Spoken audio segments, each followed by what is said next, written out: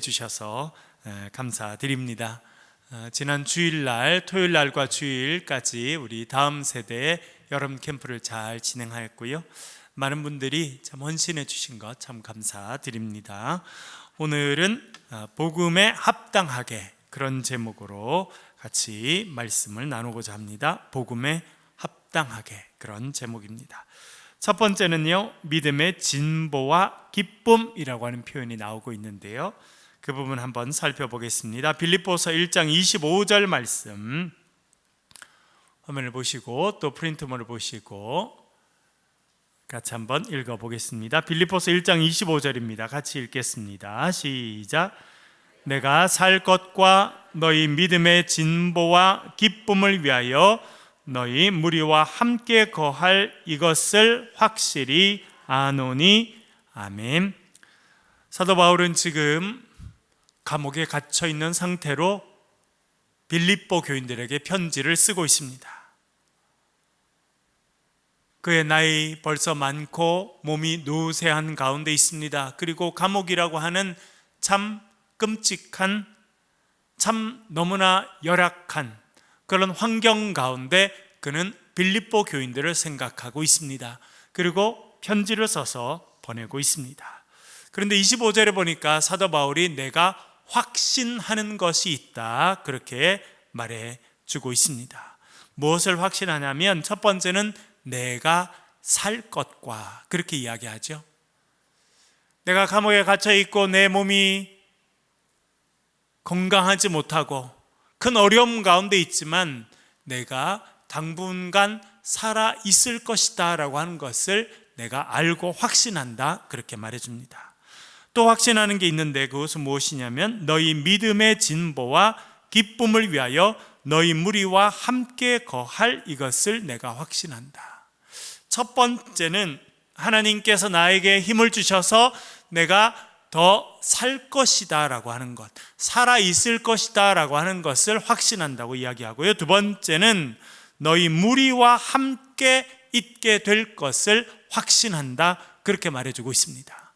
사도 바울은 지금 감옥 안에 있고 멀리 있는 빌립보 교인들에게 편지를 쓰고 있습니다. 그런데 그의 마음은 벌써 빌립보 교인들에게 가 있습니다.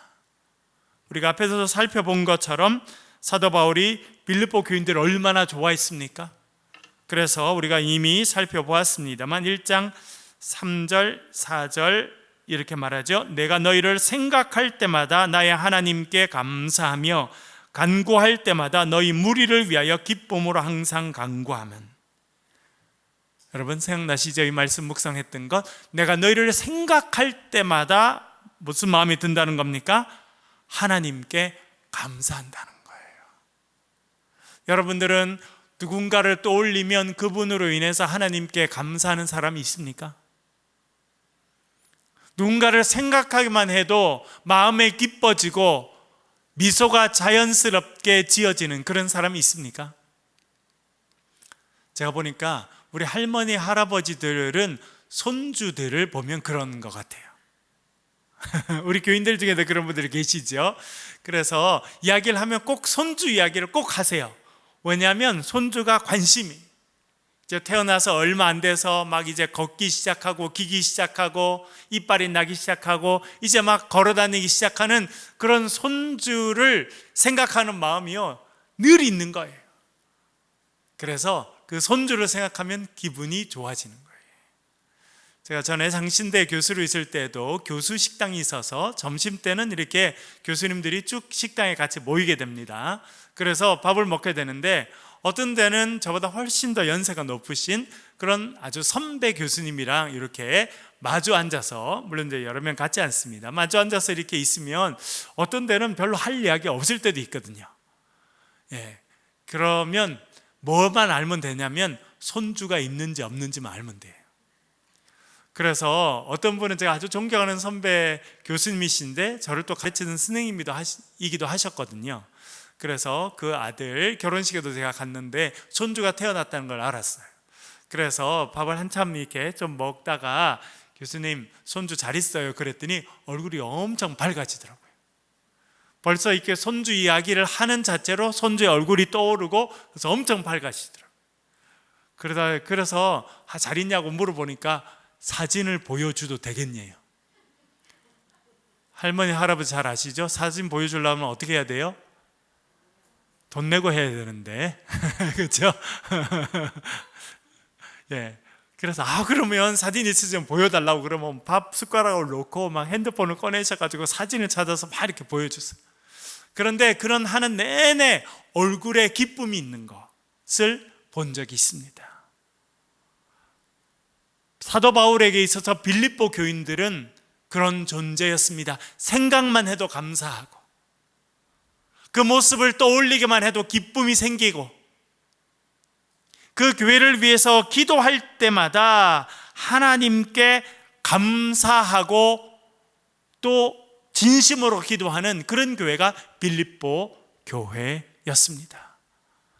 여러분들의 삶에도 여러분들이 생각만 해도 기뻐지는 그런 사람들이 점점 많아지는 그런 인생이 되실 수 있기를 간절히 바랍니다. 그리고 여러분도 누군가에게는 생각만 해도 하나님께 감사를 돌리는 그런 인생으로 살아가신 은혜가 여러분의 삶에 있기를 간절히 축원합니다. 그래서 사도 바울은요, 확신이 있었어요. 하나님께서 나에게 내려주셔서 빌립보 교인들, 당신들을 만나게 하시고 하나님께서 잠시 동안이지만 당신들과 함께 있게 하실 것이다. 그것을 내가 확신하고 있다. 그렇게 말해주고 있습니다. 그런데 사도 바울은요, 왜 같이 있고 싶어 하느냐? 왜 내가 너희들에게 가서 너희들과 함께 있을 것을 하나님께서 허락하실 것이라고 확신하느냐? 그 이유를 이렇게 이야기합니다. 너희 믿음의 진보와 기쁨을 위하여. 그러니까 사도 바울이 빌립보 교회에 찾아가서 빌립보 교인들을 만나게 되고 같이 예배드리게 되고 같이 교제하게 되면 두 가지 일이 있을 것이라고 생각하였습니다. 하나는 믿음의 진보가 있을 것이다. 또 하나는 기쁨이 있을 것이다 생각하였습니다. 여기서 믿음의 진보라고 하는 표현이 나오고 있습니다. 진보라고 하는 말은 프로코페라고 하는 단어인데 찾아보니까요, 신약 성경에 딱 3번만 쓰인 단어더라고요. 딱 3번만 쓰였는데 2번이 빌립보서에 쓰이고 1번이 디모데 전서에 쓰였어요. 그건 뭐냐면 이 단어를 쓰는 사람은 적어도 신약 성경 안에서는 바울밖에 없었다는 거예요. 바울이 쓰든 특별한 단어였다라고 하는 것을 우리가 알게 됩니다. 프로코페라고 하는 단어는 발전, 진보, 성장, 그런 것을 말해주고 있습니다. 사도 바울이 왜 빌립보에 가고 싶어 했느냐?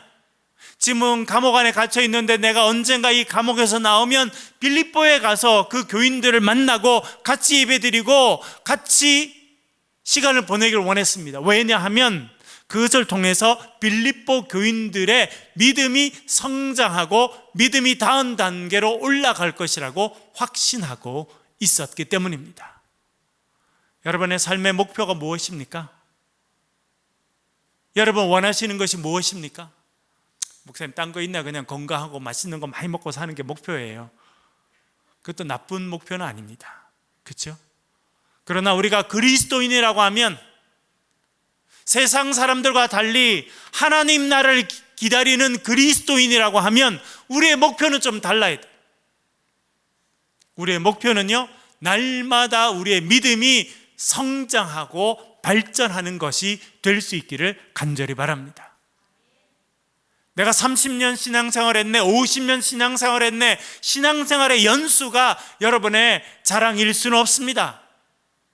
저도 짧은 기간 목회해 보면서는 연수가 긴 사람들 중에서도 교회를 힘들게 하는 사람들이 상당히 많다는 것을 알고 있어요. 오히려 연수가 짧은 사람들은 별로 교회를 힘들게 안 합니다. 그렇죠, 여러분? 내가 60년 신앙생활 했는데 50년 여러분 그거 별로 자랑 아니에요. 뭐냐면 오늘보다 내일의 내 신앙이 더 발전하는 사람이에요. 그것을 믿음의 진보라 그렇게 말했습니다. 아마 이것을 제가 생각해 보면 사도 바울은요, 빌립보 교인들을 생각할 때마다 기쁘고 감사가 넘쳤습니다. 그리고 너희를 위하여 간구할 때마다 기쁨으로 간구한다, 그렇게 이야기했는데 뭘 하고 간구했을까? 간구의 내용은 나오지 않는데 제가 오늘 본문 말씀을 보니까 이것을 기도했겠구나 생각하게 됩니다. 사도 바울이 멀리 떨어져 있는 빌립보 교인들을 위해서 기도할 때마다 뭐라고 감사했냐면, 하나님, 빌립보 교인들의 믿음이 날마다 성장하게 도와주십시오라고 기도했다라고 생각이 됩니다.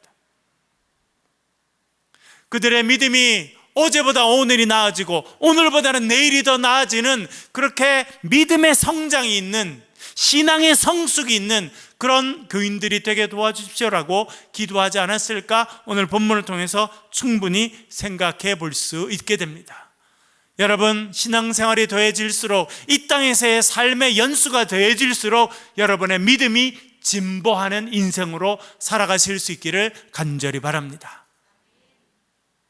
그리스도의 장성한 분량까지 성장하는 것이 우리의 목표가 되어야 돼요. 또 이 진보라고 하는 단어를 사용하는 곳이 있는데요, 지난번에 우리 살펴보았습니다만 빌립보서 1장 12절입니다. 한번 읽어볼게요. 빌립보서 1장 12절 말씀 천천히 같이 한번 읽어보겠습니다. 시작. 형제들아, 내가 당한 이 일이 도리어 복음 전파의 진전이 된 줄을 너희가 알기를 원하노라. 아멘. 지난 시간에 우리가 살펴보았습니다만 사도 바울이 매여 있었습니다. 감옥에 갇혀 있었어요. 그런데 밖에는요, 더 열심을 내는 사람들이 생겼습니다. 복음 전파에 열심을 내는 사람들이 두 종류였죠. 우리가 살펴본 것처럼 어떤 사람은요, 사랑의 마음으로, 사도 바울이 감옥에 갇혔으니 그 사도 바울을 사랑하는 마음으로, 주님을 사랑하는 마음으로 선한 의도로 복음을 열심히 전파한 사람이 있었습니다. 그러나 어떤 부류의 사람들은 악한 마음으로 사도 바울을 더 괴롭히고 힘들게 할 마음으로 열심으로 복음을 전하는 두 부류의 사람이 있었다라고 하는 것을 우리가 생각해 보았습니다. 그런데 사도 바울의 참 믿음이 크죠. 선한 의도로 하거나 악한 의도로 하거나 전파되는 것은 그리스도니 이로 인해서 내가 기뻐한다, 그렇게 신앙 고백하는 것을 살펴보았습니다. 사도 바울의 삶의 목적이 있었습니다. 그것은 무엇이라고 하는 것입니까? 복음 전파의 진보가 이루어지는 것. 오늘 우리 1장 12절의 말씀을 표현에 의하면 복음 전파의 진전이 된 줄을 너희가 알기를 원하노라. 어떤 사람은 선한 의도로 복음을 전파하고 어떤 사람은 자기를 괴롭게 하기 위해서 악한 의도로 복음을 전파하지만 그 일로 인해서 복음 전파의 성장과 진보와 발전이 있으니 나는 그것으로 인해서 감사한다라고 그렇게 고백하고 있는 것을 살펴볼 수 있습니다. 여러분의 삶을 통해서, 여러분의 가정을 통해서, 여러분의 자녀들을 통해서 복음이 전파되고 복음 전파의 진보와 성장이 있는 그런 인생이 되실 수 있기를 간절히 바랍니다. 그것이 우리가 소원해야 하는 성장이고 진보입니다. 또 한 번 더 쓰이는 곳이 있는데요, 디모데전서 4장 15절입니다. 디모데전서 4장 15절 말씀 한번 읽어보겠습니다. 시작. 이 모든 일에 전심전력하여 너의 성숙함을 모든 사람에게 나타나게 하라. 아멘. 목사님, 여기는 진보라는 단어가 없네요. 있어요, 없어요, 여러분? 없죠. 그런데 제일 진보랑 비슷한 단어가 하나 있네요. 뭡니까?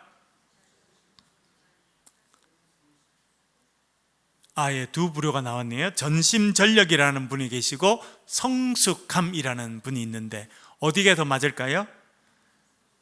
예, 우리가 개정 성경을 지금 읽고 있는데 옛날에 그 전에는 우리가 개역 성경을 읽었는데 그때는 너의 진보를 모든 사람에게 나타나게 하라. 그래서 성숙함이라는 단어가 아니라 그때는 진보라는 단어를 썼었어요. 사실은 진보라는 단어를 그대로 놔뒀어야 된다, 저는 그렇게 생각됩니다. 왜냐하면 헬라어 성경에, 신약 성경에 이 단어가 딱 3번만 쓰였거든요. 근데 다른 2번은 다 진보라고 번역을 했으니까 여기도 이전 번역 개역 성경처럼 너의 진보를 모든 사람에게 나타나게 하라, 이렇게 하는 게 좋을 뻔했다, 이렇게 생각이 듭니다. 그러니까 사도 바울이 자신의 믿음의 아들이 있었습니다. 그 아들이 이름이 무엇입니까? 믿음의 아들이 있었죠. 누굽니까? 디모데였어요. 디모데는 어디서 목회했습니까? 에베소 교회에서 목회했어요. 그렇게 에베소에 있는 교회를 본인이 개척하고 또 목회하다가 그 다음에는 브리스킬라와 아굴라가 잠깐 그 길을 섬겼다고 생각되고요. 그 다음에는 이 믿음의 아들인 디모데가 이 에베소라고 하는 교회를 목회하고 있었습니다. 그 영적인 아들인 젊은 목회자인 그의 사랑하는 디모데에게 그가 편지를 써서 보내준 것이 디모데전서 후서인데요, 디모데전서 4장 15절에서는 그가 이 젊은 목회자인 디모데에게 이렇게 권면합니다. 너는 모든 일에 전심전력하여 너의 성숙함을, 아까 진보라고 말씀드렸죠, 네가 성숙해가고 네가 발전해가는 것을 모든 사람들이 알게 해주어라, 그렇게 말해줍니다. 이것이 선배 목회자로서 또 영적인 아버지로서 주는 조언이었습니다. 그러니까 목회자인 디모데도요, 성장해야 된다는 거예요. 성숙해 가야 된다는 겁니다. 대단히 중요합니다. 여러분, 저도 목회자로 지내는데 어떤 교회가 좋은 교회인가, 어떤 교회가 건강한 교회인가 참 많이 생각하게 됩니다. 여러분, 어떤 교회가 좋은 교회이고 건강한 교회일까요? 돈이 많은 교회예요? 큰 건물을 갖고 있는 교회예요? 부자들이 많이 다니는 교회예요? 어떤 교회가 건강하고 좋은 교회예요? 오늘보다 내일이 좋은 교회예요. 그렇잖아요, 여러분? 어제가 제일 좋았던 교회, 그래서 어제가 정점이었어요. 오늘은 그보다 한 단계 또 떨어지고 내일은 더 떨어질 교회, 건강하고 좋은 교회입니까? 그렇지 않을 겁니다. 어제보다는요, 오늘이 더 발전하고 성숙하고 더 그리스도를 담는 교회가 건강하고 좋은 교회예요. 그리고 오늘보다 내일이 더 발전하고 더 지혜롭고 더 은혜롭고 더 믿음으로 성장하고 더 그리스도를 닮아가는 교회가 된다면 그 교회는요, 좋은 교회이고 건강한 교회가 된다는 거예요. 다시 말씀드리면 매일 믿음의 진보가 있는 교회, 성장하는 교회라는 거예요. 교인만 성장하고 목회는 성장하지 못한다? 그것도 별로 건강한 교회가 되지 못합니다. 제일 나쁜 거는 목회자도 매일 뒷걸음질하고 교인들도 매일 뒷걸음질하는 거죠. 그런 교회 있습니까? 없습니까? 억수로 많습니다. 억수로 많아요. 제가 목회자가 되고 특별히 담임 목회를 해서 많은 목사님들을 만나게 되고 세미나도 가게 되고 교회도 방문해 보게 되고 하니까요, 그런 교회가 생각보다 많다는 걸 알게 돼요. 한국교회의 큰 위기죠. 한국교회 교회는 점점 이렇게 어려워지고 있는 가운데 있습니다. 그래서 목회자도 뒷걸음치게 되고 교회도 뒷걸음치게 되는 것이 남의 일이 아니에요. 너무나 흔한 일이 됐어요. 1980년대 90년대는 장로교회 간판만 달면 교인들이 모인다고 했을 때가 있었습니다. 실제로 또 그랬어요. 그래, 지금은 현상 유지도 어렵습니다. 특별히 코로나 이후에 많은 교회들은요, 현상 유지도 어려운 상황 가운데 있다는 것을 너무나 많이 느끼지 않습니까? 참 어렵고 힘든 상황 가운데 있습니다. 그럼에도 불구하고 하나님께서 저와 여러분을 통해서 아름다운 일을 이루어지길 원하시고 아름다운 일을 이루어 주실 줄로 믿습니다. 좋은 교회, 아름다운 교회, 건강한 교회로 우리가 성장해 갈 줄로 믿습니다. 그렇게 하려면요, 저도 성장하고 여러분도 성장해야 돼요. 목회자 혼자 성장하고 교회는 성장하지 못한다, 그런 교회는 없고요, 또 있어서도 안 됩니다. 같이 성장해요. 그래서 저도 영적으로 성장하고 영성으로도 성장하고 인격으로도 실력으로도 매일 성장하고, 여러분들도요, 매일 하나님 말씀을 먹고 하나님과 더 깊이 교제하고 또 기도하고 선한 일을 품고 가슴에 하나님 주신 꿈과 비전을 날마다 키워가고 그것이 우리의 삶의 실천이 되면 우리가 성장해 가는 거예요. 그런 면에서 우리가 매일 아침 복음 노트를 하는 것은 대단히 중요합니다. 저도 성경을 전문적으로 연구하는 훈련을 오래 하였지만 이렇게 매일 아침에 2시간씩 하나님 말씀을 읽고 묵상하고 기도하고 또 그 의미를 깨달아가는 것, 그것을 하면서 내가 성장하는구나 하는 것을 느끼게 됩니다. 너무나 좋은 일이죠. 여러분들도 하나님 말씀 가운데 성장하고 말씀을 더 깨닫게 되고 믿음의 확신이 더 생기고 그런 일이 여러분의 삶에 있으십니까? 없으세요? 있으세요? 그것은 여러분이 성장한다는 거예요. 내 몸에 그리고 주민등록증에 쓰이는 나이는요 아무것도 중요하지 않아요. 뭐가 정말 중요하냐면 우리의 마음이 날마다 새로워지는지, 날마다 하나님 말씀 가운데 새롭게 성장하는지, 그것이 중요한 거예요. 그래서 디모데에게 이렇게 말합니다. 모든 일에 전심전력하여 너의 성숙함을, 너의 진보함을, 네가 성장해 간다는 것을 교인들에게도 보여주고 교인들과 함께 성장하라는 겁니다. 그러기 위해서 해야 될 일이 있는데 앞에 이렇게 써 있죠. 모든 일에 뭐 하라고요? 전심전력해라. 하려면 잘 하라는 거예요. 하는 것도 아니고 안 하는 것도 아니고 그렇게 하지 말고. 우리나라의 여러 지역에 많은 분들이 계시고 또 그 지역마다 약간의 지역적인 특색을 갖고 있습니다. 우리가 있는 요 경상도 지역의 특징이 뭔지 아세요? 뭘까요, 여러분? 안 하려면 치아라, 이런 거예요. 하려면 제대로 하고 안 하려면 말아라. 그게 제일 좀 특징적으로 갖고 있는 분들이, 여기 앉아 있는 분들이 하는 것도 아니고 안 하는 것도 아니고 그런 분들도 있어요. 여러분, 하나님께서 맡기신 일이라고 하면 그것을 전심전력해서 그 가운데 여러분이 날마다 성장하고 성숙해 가는 그런 인생으로 살아가실 수 있기를 간절히 바랍니다. 사도 바울이 그것을 권면하는 거예요. 오늘 우리가 처음에 읽었던 빌립보서 1장 25절 말씀으로 돌아가면 믿음의 진보가 있는 인생이 되라, 그렇게 말해주고 있는 것입니다. 날마다 하나님 말씀을 사모하고 기쁨 가운데 말씀을 피고 바쁘고 힘들지만 시간을 내서 하나님 말씀을 묵상할 때 하나님 주신 영혼의 만나, 하늘의 만나를 먹고 성장하게 되면 뭐가 찾아오겠습니까? 기쁨이 찾아오는 거예요.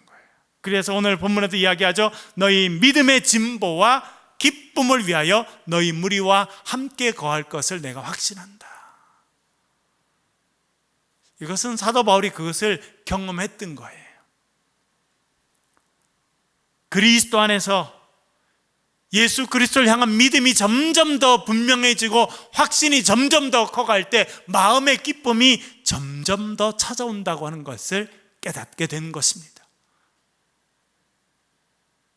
여러분, 믿음이 우리의 삶에 가득 차게 되고 우리 심령의 믿음의 확신이 가득 차게 되면요, 삶에 기쁨이 있고 감사가 있고 평화가 있게 돼 있어요. 그렇잖아요, 여러분. 하나님께서 나의 선한 목자가 되셔서 내 인생을 인도하실 것이다 라고 하는 확신이 있으면 두려워할 게 없잖아요. 겁낼 필요가 없잖아요. 주님 감사합니다. 지금은 잠시 어렵지만 이 어려움이 변화되어서 나를 더 다음 단계로 이끌어갈 축복의 통로가 될 것이니 주님 감사합니다. 그런 담대함으로 우리의 삶의 어려움도 대할 수 있어요. 그런데 우리의 믿음이 점점 사그라들고 점점 믿음이 뒷걸음질 치고 우리의 믿음의 그릇이 점점 더 적어지면요, 우리의 마음에 공간이 생기죠. 그 공간에 뭐가 들어차게 돼 있는 줄 압니까? 뭐가 들어찰까요? 우리의 가슴을 채우고 있던 믿음이 점점 적어지고 믿음의 확신이 점점 적어지면 그 남은 공간을 뭐가 채우게 되겠습니까, 여러분? 세상의 근심과 두려움과 번민이 채우게 돼 있어요. 우리 사람이 다 그렇습니다. 공간이 생기면 그 공간으로 사탄이 들어와가지고 근심의 씨앗을 뿌리는 거예요. 두려움의 씨앗을 뿌리는 거예요. 야, 너 나이가 들어가는데 할 수 있겠나? 그렇죠? 다 부정적인 이야기가 들어오고 근심이 들어오고 그러면요 점점 마음이 더 좁아지고, 그래서 삶이 두려움이 더 찾아오고 걱정이 찾아오고 번민이 더 찾아오면 입에서 뭐가 나옵니까? 원망과 불평과 한숨이 나오게 돼 있어요. 그러면 광야를 걸어갔던 이스라엘 백성들과 똑같은 인생이 되는 거예요. 열심히 살지만 결국은 가나안 땅에 못 들어가는 거예요. 저는 참 불쌍한 분들이 광야의 이스라엘 백성들이었다, 그렇게 생각할 때가 참 많아요. 얼마나 힘들었어요. 광야에서 배고팠고 힘들고, 그렇더라도 결국은 마지막에 가나안 땅에 들어와서 적과 꿀이 흐르는 땅을 경험하면 그래도 얼마나 행복한 마무리가 되겠습니까? 그러나 대부분의 이스라엘 백성들은 광야에서 불평하고 원망하고 하다가 광야에서 다 사라지는 인생이 됐어요. 약속의 땅에 못 들어가게 됐다니까요, 여러분. 왜요? 그들의 마음에 공허함이 생기고 부정적인 말을 들으니까 근심과 걱정과 원망과 불평이 생겼어요. 조그만 일이 있으면 돌을 들어서 못에 쳐서 죽이려고 그러고, 조금만 그러면 우리 매장지가 없어서 여길 데리고 나왔느냐, 그렇게 이야기하니까. 여러분, 여러분의 믿음의 진보가 매일매일 이루어지는 그런 복이 임하길 바랍니다. 믿음의 확신이 있어야 돼요, 여러분. 여러분, 하나님께서 여러분의 인생의 주인이심을 믿고 고백하십니까? 하나님께서 선한 목자가 되셔서 날마다 여러분을 인도하시는 줄로 믿습니까? 하나님께서 우리의 선한 목자가 되셔도요, 사망의 음침한 골짜기를 지날 때가 있다니까요, 여러분. 살다 보면 그럴 수밖에 없어요.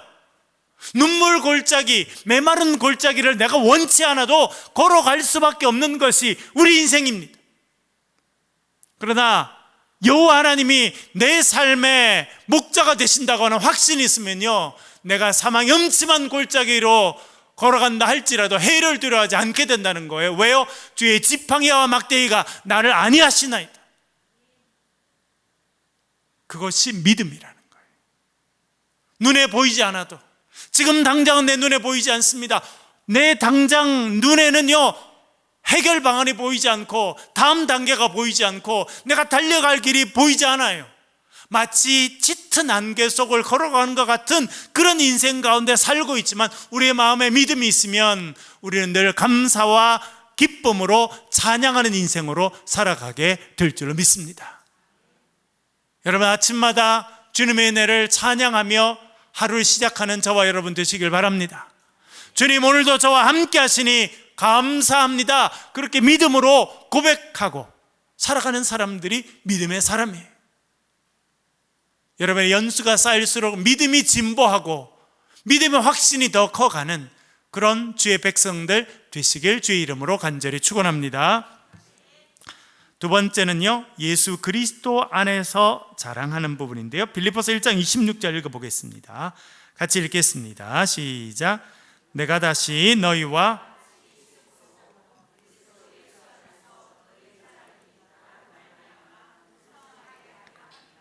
아멘. 그래서 빌립보 교인들이랑 다시 만나면 어떤 일이 있을 거냐면, 예수 그리스도 안에서 너희의 자랑이 더 풍성해질 거라는 거예요. 자랑할 것이 더 많아진다는 겁니다. 여러분, 뭘 자랑하게 될까요? 여러분들은 뭘 자랑하며 살아가십니까? 친구랑 오랜만에 만났어요.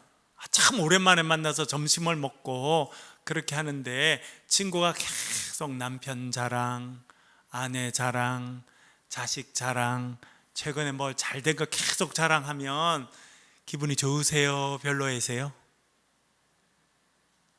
저는 좀 별로더라고요. 저만 그런가요? 다 그래요, 사람들은.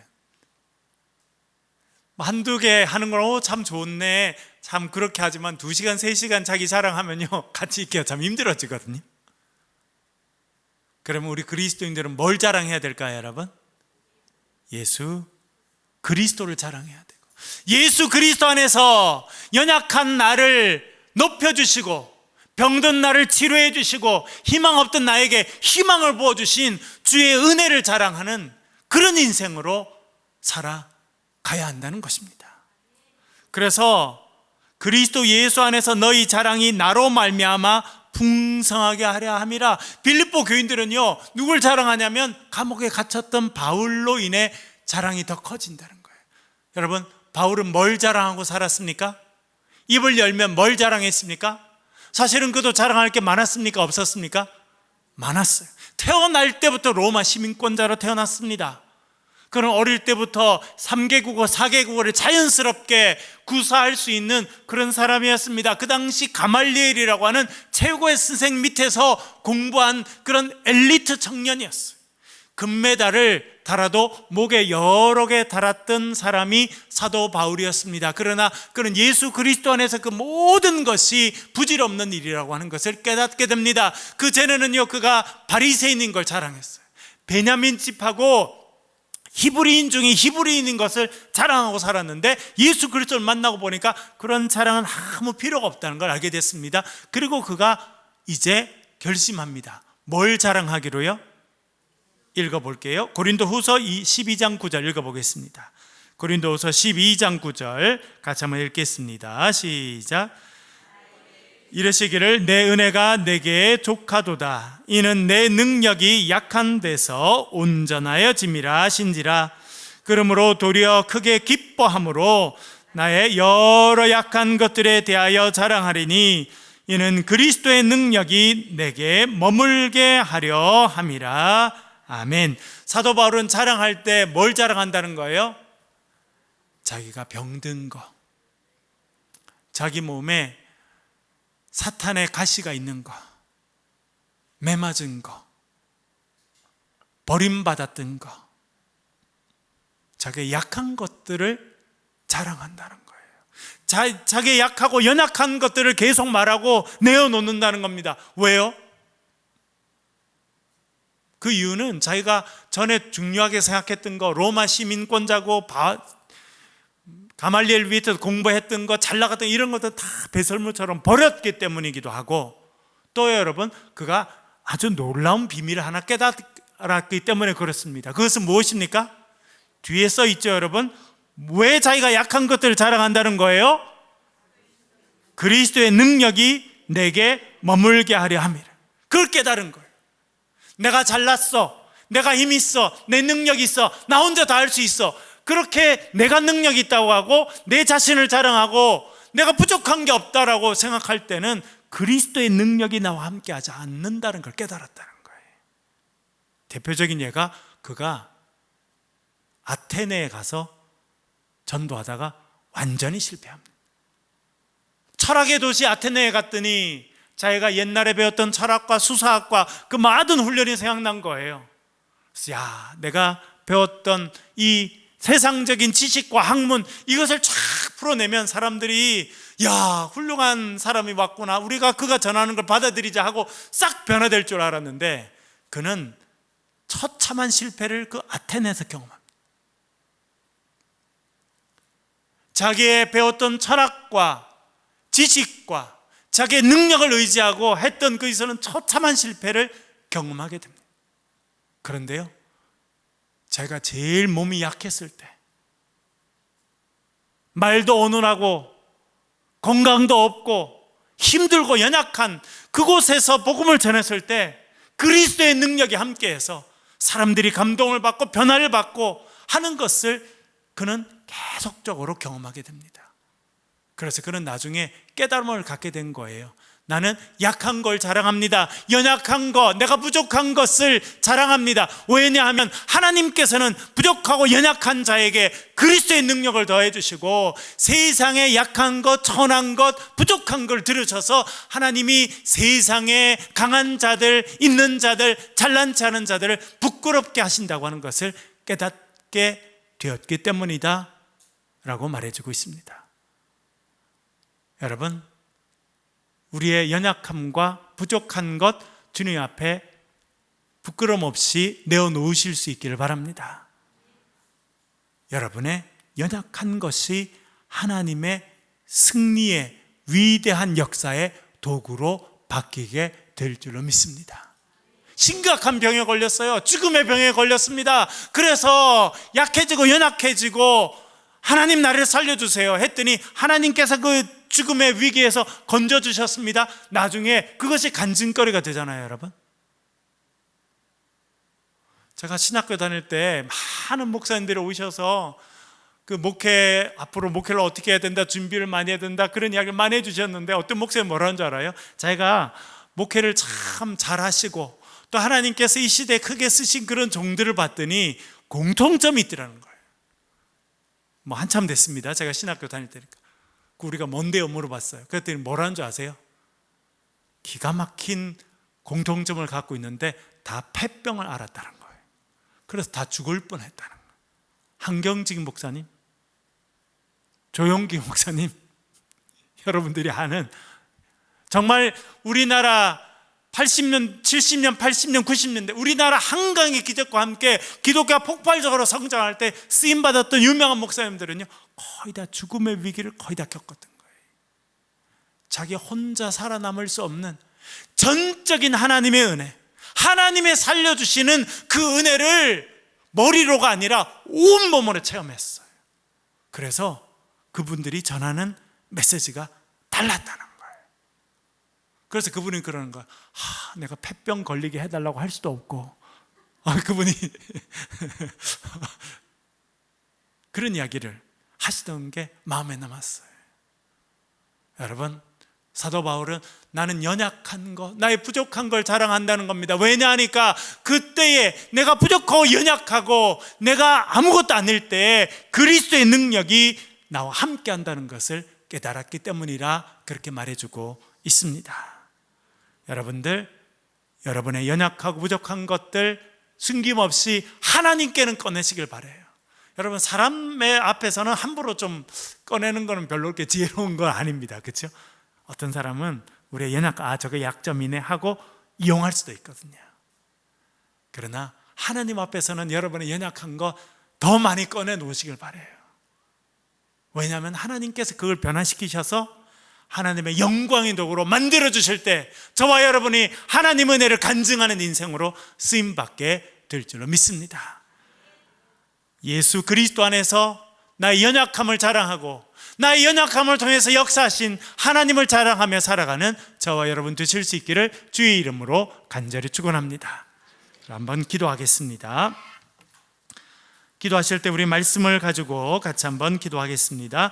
하나님, 우리의 삶에 믿음의 진보가 있도록 도와주십시오라고 기도해 주시고, 하나님, 제 삶의 연약함을 아시죠? 제가 해결할 수 없는 문제가 있는 거 아시죠?